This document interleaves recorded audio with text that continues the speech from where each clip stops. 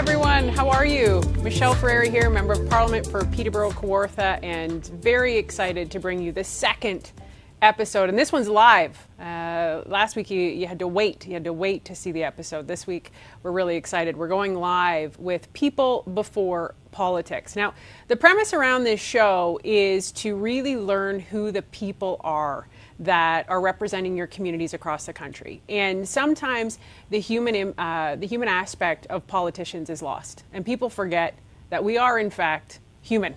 And our backgrounds and what we come from really shapes where we sit on the political spectrum. So as a proud conservative, I love to think that conservatives have great stories, and we're going to be sharing them in this series, People Before Politics. So pretty excited about today's guest. We have MP Melissa Lantsman from Thornhill, also the deputy leader, recently announced deputy leader of the Conservative Party, appointed by Pierre Poilievre. A couple people actually messaged me. Melissa's very popular. She has a lot of popularity. See, she's getting a phone call right now. That's how popular she is. And people said to me, I can't believe she's not in the shadow cabinet. Why did Pierre leave her out? I said, he didn't leave her out. She's the deputy leader, which means she's the next in command. So you're like, what do you call the understudy? For the person who does all of the other things. And I share that role with our friend Tim Uppel. Yes. Who is a long-time member of Parliament, super experienced, does a whole lot of things well that maybe I don't do so well, and maybe I do some stuff well that he doesn't do well. So we complement each other pretty nicely. Yeah, you do actually, and you have different personalities, right? Which I think am much nicer in person than I appear on TV. She wants to start right up. You are very fierce in the House, and I started to watch Melissa, and I'll tell you, it'll be a mouthful for me to call her Melissa because I always call her Lantsman. But I started to watch her when I started to run. We have a mutual friend, and she told me about you. She said, you've got to watch this Melissa Lantsman. And I started to watch you when I was running for my election, and I was an instant fan. Like, I was instantly drawn to how you communicate, your realness, you're connected to the people. And that resonates, right? You've done really well on TikTok, you've done really well on communication panels. But your beginnings are not quite what people think. Like, we were talking off camera before we started, and people think that you're this rich kid from Thornhill, because everybody from Thornhill is doing okay. Well, that's not true at all. We'll talk about that. And if you ask people in Thornhill, they're not doing well, and people all over the country exactly are struggling. There are some places in the country that are better off than others, but there are no places in the country where you can't find families, seniors, workers that are struggling. So there you go. First of all, Thornhill is not even though it's only, and this is the other thing. Melissa tells me, I have to campaign in 10 blocks. I'm like, oh my gosh, you have no idea.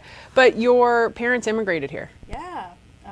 My story, you know what? My story is a good story in terms of the immigrant Canadian story. But it's not a different story than so many people in this country. My parents came here in '75, so before I was born.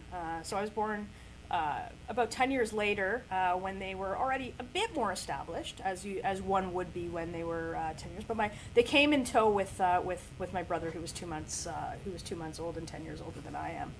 And they came from Ukraine, and so they're Russian Jews from Ukraine who left the Soviet Union, the communism of the Soviet Union. So you could see where this is going, because I grew up in a house, with parents that taught me a lot about our own history, both as Jews and as a family history that lived under the oppressive communism of where they grew up, and they came here like everyone else to give their kids a better life. And there is no better country to do that in, and that's exactly what we want to see for other people.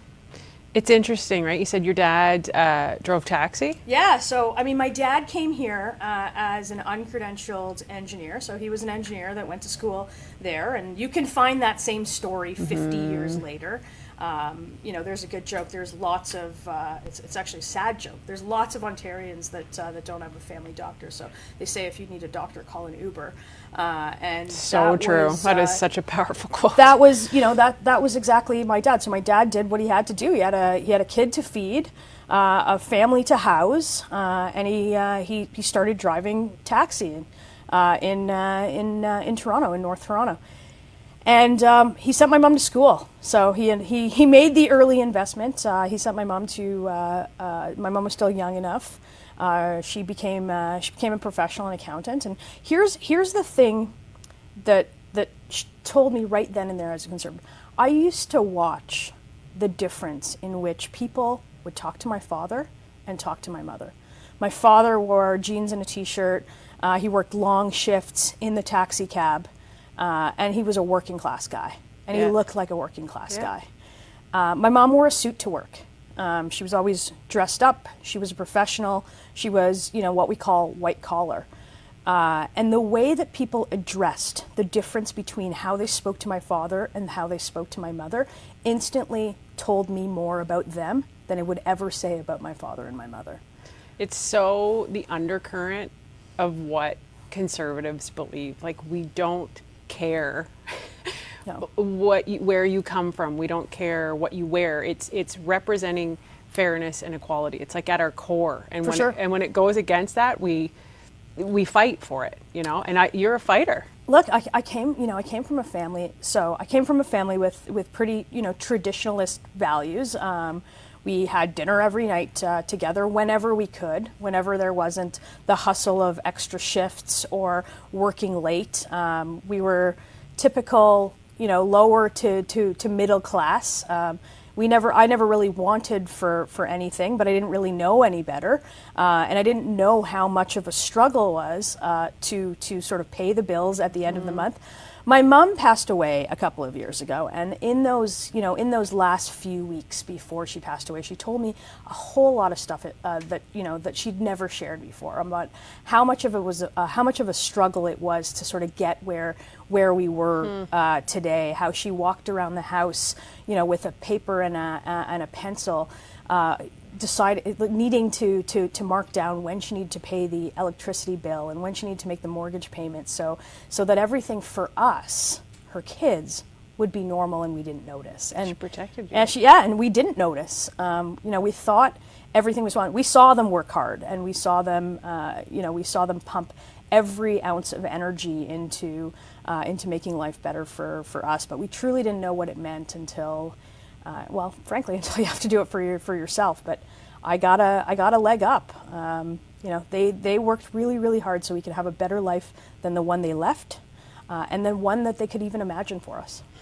It's powerful. I remember meeting Melissa and I did orientation. Remember, we both came here, and I remember our very first conversation. I sat down and I said, "Oh, this is like, it's wild, right? Like, for somebody, you just get all of a sudden you're working in Parliament Hill and." And you told me at that time that your mom had just passed away a year ago. And that was a lot of grief to carry while you were trying to campaign and move into an election. But that's who you are. Like, you just go. Well, she knew that I would do this. My parents are sort of typical immigrant parents in the sense that, like, they really didn't want me to do politics. And I make this joke often. They're like, we didn't come to this country so you can have a hobby, because that's what they saw it as. They saw it as, an extracurricular activity that I was super interested in, super young. It was knocking on doors. It was doing all of the things that we do in a campaign. Going to events, hearing speakers, being interested in the sort of strangest books for somebody my age. And they're like, well, like, why don't you just go to med school? And if you don't like it, be a doctor. Or, the same thing with, or they really wanted me to be a professional that they could understand, that they could explain to their friends. And I think that's the case for many who come from immigrant family. And politics was just something that they couldn't explain. Like, what does she do? Well, she knocks on doors and she sends letters, and she advocates for issues that was hard for them to get their head wrapped around. But you have a really well-known brother too. We should give a shout out to him. He makes jewelry. He does. Yeah, he's really well. I think he's my favorite person, and oftentimes people's favorite Lantsman. He's pretty cool. You have had. I think what's your real skill is your self-awareness. You're really self-aware, and you don't really take things on emotionally. That's why she's my yin to my yang. I can be a really emotional. Lantsman will kind of talk me down. Michelle, this is what we're doing. Just do the strategy. Just do this, and you're very self-aware. Like, you don't seem to get bogged down with emotion. But I think one of the things that has brought a lot of attention, and it's again true to conservative values. You're gay. And yeah, I am. And you don't, it's not something that you've campaigned on, something that you put in front of you. And we get pushback all the time with our stigma, right? I made this joke with Jazz in our last episode. Conservatives are old, racist, white, misogynistic men, right? Yeah. Clearly. I'm not any of those things. So, I mean, how was that coming out to your parents? Was it an issue? You know, I thought it would be more of an issue, given I always thought my parents were more old school than they were, and this is oftentimes what kids think about their parents, or young people think about their parents. They're like, they're not going to get it. They're from a different generation, and I don't have the same story as those who struggled in the LGBT community. I just didn't have that struggle. I grew up in Toronto. It's a city where you can find something to do for who you are, no matter what you are. It's a gay friendly city. I grew up in what I found out was a fairly liberal family in terms of we're not gonna not love you. We're not gonna change who you are. Who is she? Was sort of the question, and I grew up with a really loving friend group, so I don't have the same struggles as many in the LGBT community have. I never had parents who shunned me. I never had friends who wouldn't talk to me. I never had bullies in school because I was a little bit older. I just never had the adversity. And I'm super lucky for that, and it's created a little bit of a blind spot. But it's just one of the things that I am. I'm also a woman. I was a young executive at the time. I'm Jewish. I'm a child of immigrants. I'm all of these other things too. So I'm not so into the identity markers. Here, exactly, right? It's like not one thing defined you. I remember when I got divorced, that was it for me, because I thought being married was my definition. Like, that was who I was. Yeah. So it crushed me when I got divorced, because now what was I? And I think that's a really important lesson for anybody who's watching. Do not let one thing ever define who you are, because it's also fluid. Probably not being gay is so much. Yeah, but look, it's also this is one of these jobs where nobody comes to an MP, and nobody talks to a leader in their community when things are amazing. Like, you don't get people sort of lined up at your door when like everything is awesome.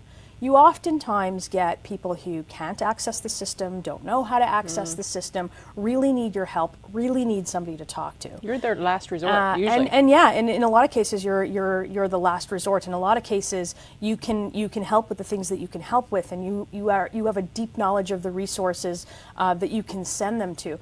But it's a really heavy job, right? And there's lots of people out there who have really heavy jobs. Our paramedics, our first responders, our doctors, our nurses, our teachers who see this stuff every day.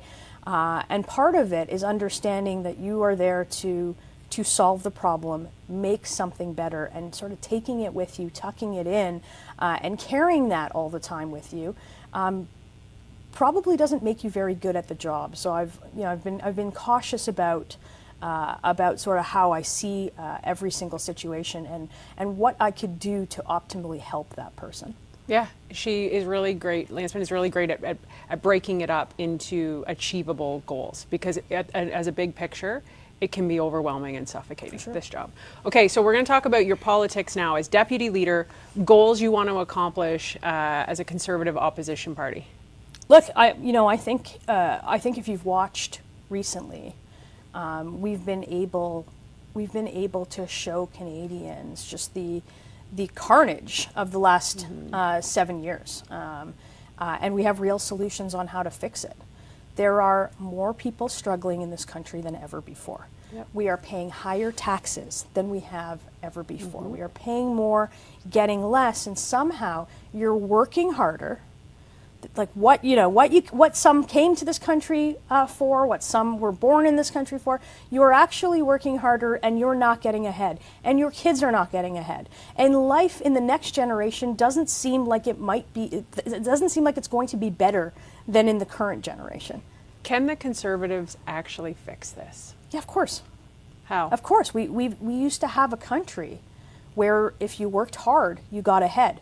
where no matter where you came from, what your last name was, whether you prayed on Friday, on Saturday, on Sunday, whether you didn't pray at all, whether you were gay or straight, that you could work hard, get ahead, and get the things that you deserve. And that country is no more, because we have a government that takes and takes and takes, telling you that they're going to redistribute it in a way that sets you further behind. Do you think they intentionally, when I say they, I mean the Liberals, do you think because I love to think people get into politics to help people. Do you think they know what they're doing? Well, I don't think they know better. Look, I think there is a lack of vision in the government. There is a lack of delineation of responsibility. I don't think anybody knows what's responsible for.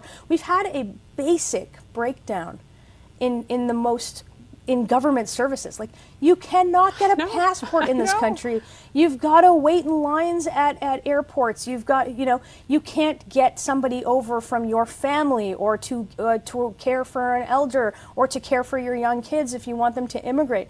Our immigration numbers are a bunch of announcements with numbers on paper, and when you actually, call the department, there's a 2.8 million person backlog. You can't buy a house in this country. You can live in your parents' basement until you're 35, which in my case would have been awesome. But you can't afford your own. Like, the dreams of home ownership, doing good by your family, working hard, getting ahead, and doing anything that you wanted, no matter who you are just gone in this country. And I just think it's not because I don't think it's the Liberals are forcefully doing this or doing this on purpose, as you say. I think they don't know better. And they've been in this rut and this cycle for 7 years of spending, of growing government, of creating a bureaucracy or a program, and forgetting that at the core of this, at the very middle of everything you should be doing in this country, are people, and they forgot the people. Yes, mic drop. Like everything she just said. And so I think the hope at the end of that is, I see it, and I'm curious where you sit on this, our leader, Pierre. What do you think? Because I think a lot of what we have, the chaos, is a lack of leadership. For sure. And a great leader leads people, elevates people, brings hope, and has solutions. When Pierre phoned you to tell you were deputy leader, what did you think? I'm like, do you mean me? That was my primary reaction, but then I went into like typical Melissa mode. Okay, what does that mean? What do you need me to do? Like, what time should I be there tomorrow? I'm like, what should I wear? Like all of those questions of, wow, this is a really big job. Slow down. Yeah. And figure out how we can best serve the leader and the team. And look, I think, I've known the leader for a long time. I've known Pierre for a long time. And there's a couple things that he's never wavered on. He's a personal responsibility, personal freedom, smaller government guy. He wants more power to the person, less power to the big bureaucracy. Yeah. And that's something that I think that Canadians are yearning for right now, probably more than they remember, and certainly more than they have been in the last couple decades. Consistency and stability, right? Like the fact that he has sort of said the same thing. If you rewind the tapes, like what you've said about him, like it's consistency, and it's exactly what people are talking to us about. It seems like, again, when you forget people in the creation of policy. Like, what's driving the policy? Is it corporation CEOs, liberal insiders? Like, who's making up these things?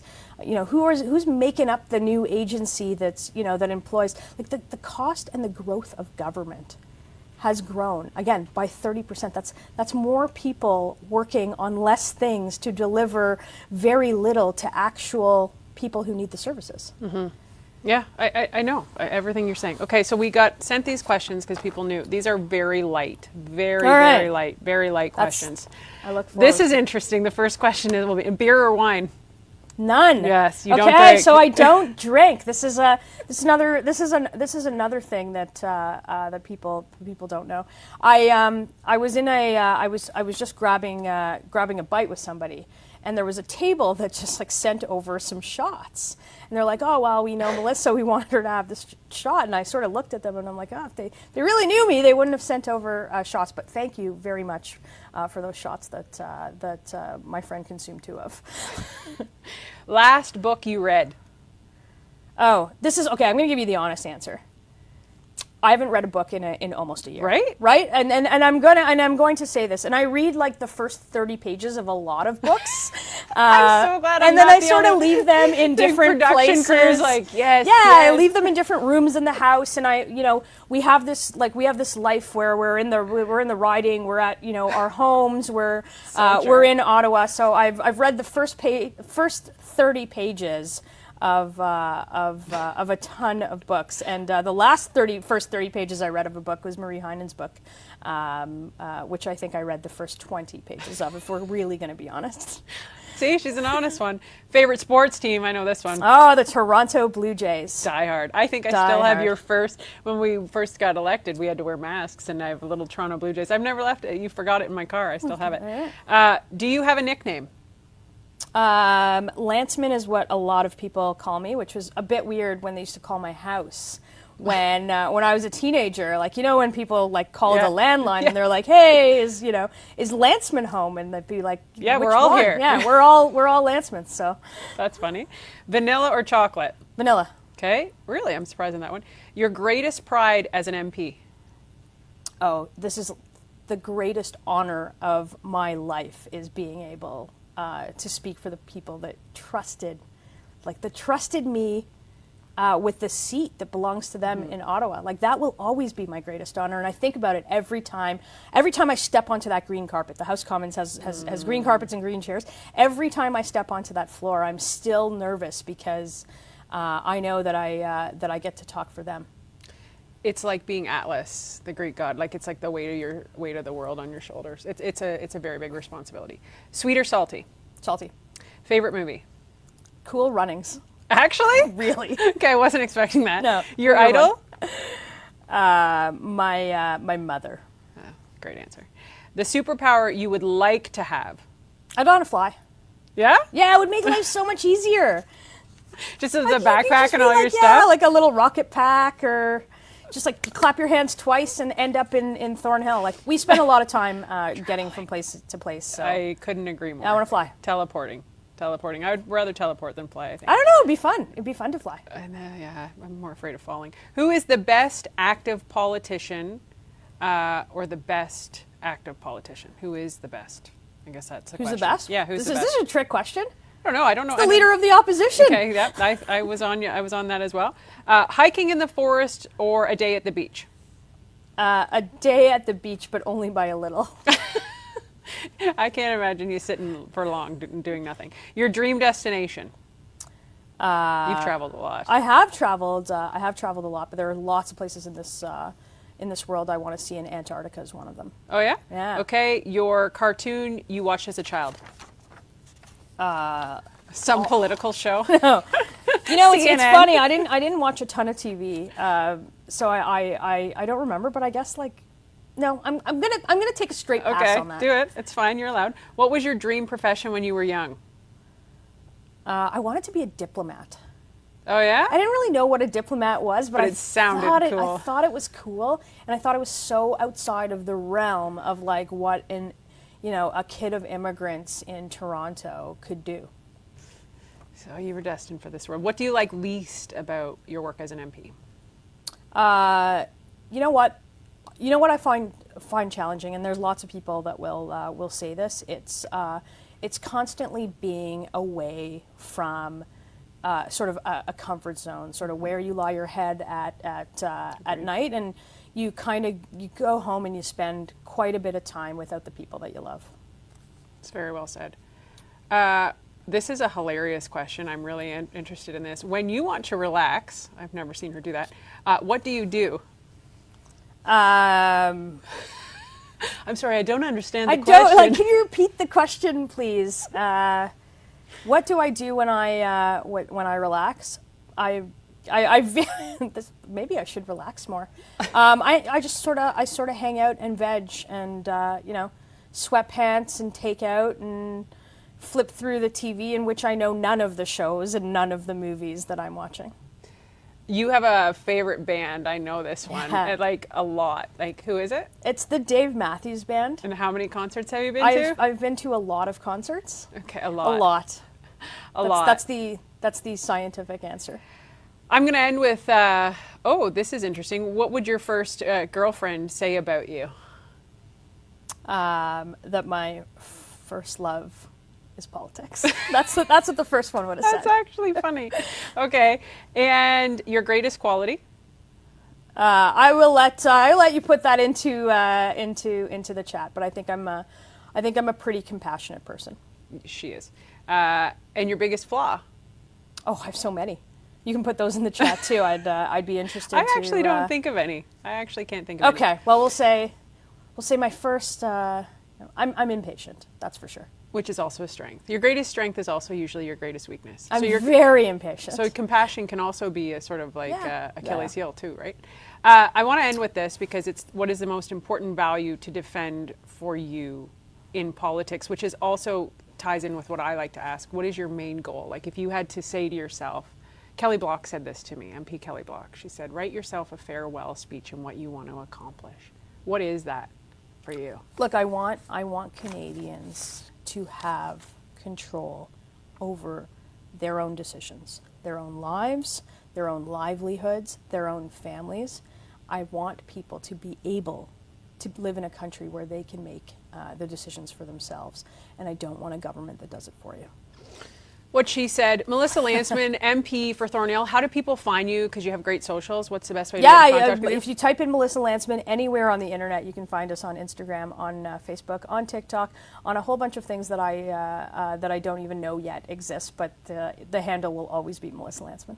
She's what we call an accessible politician. She is changing the face of politics, and so honored to work alongside her. She doesn't know it, but she teaches me every day when I watch her. We actually just came from question period before we did this, and she was outstanding. Yeah, you were fire. You were fire too. You got to lead, and yeah, she's a great friend, she's a great colleague, and she's an excellent member of Parliament. So thanks so much. People Before Politics, MP Melissa Lantsman. Thanks for having me. Thanks for watching, guys.